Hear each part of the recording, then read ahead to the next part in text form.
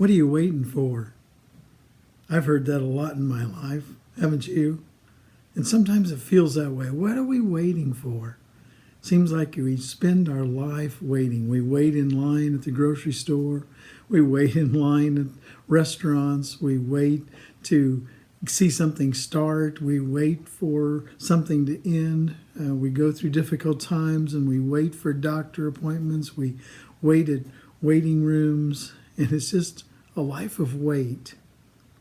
It's interesting to think going through that time, we're the only ones that have to wait. We're the only ones going through a difficult time. But I want to remind you, Noah waited longer than most of us live for God to fulfill that rain that he had promised, and that telling him that prepare the ark and get the animals ready. And he waited on God. And he was laughed at and mocked, and people I know thought he was foolish because it never rained before. Job, he waited months.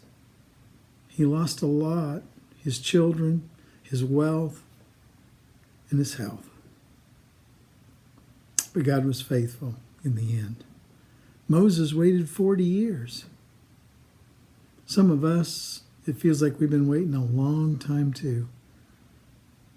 Waiting is part of life. It's where faith is. And maybe right now you feel like the psalmist in 119:81. I'm worn out waiting for your rescue. Sounds hopeless, doesn't it? And if we stop there, it would be. But after the comment says, but I have put my hope in your word. And waiting is when we develop character. It's when we develop who we are as our trust and our faith in God.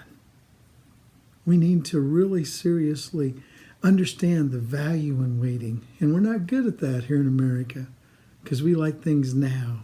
We like to go to McDonald's and get our food just seconds after we order it and be down the road. And we like to go places, and in this internet and Wi-Fi, we can get information just really fast, really quick, and we like it that way. And then we want our problems and we want all of our answers to come just as equally fast. And we don't like to wait. We're like the little baby who wants its bottle and we want it now. And we'll scream and holler and fuss till we get it.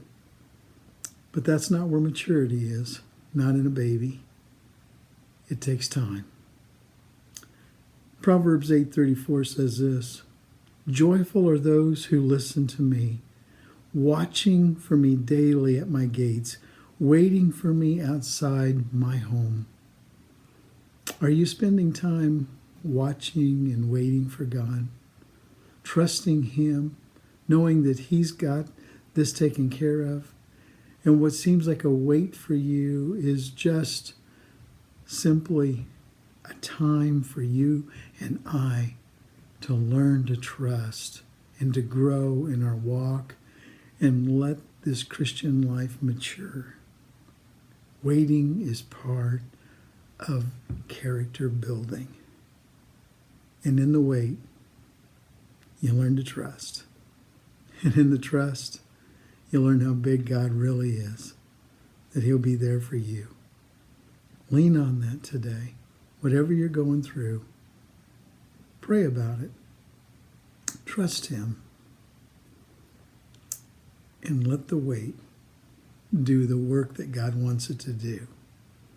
God bless.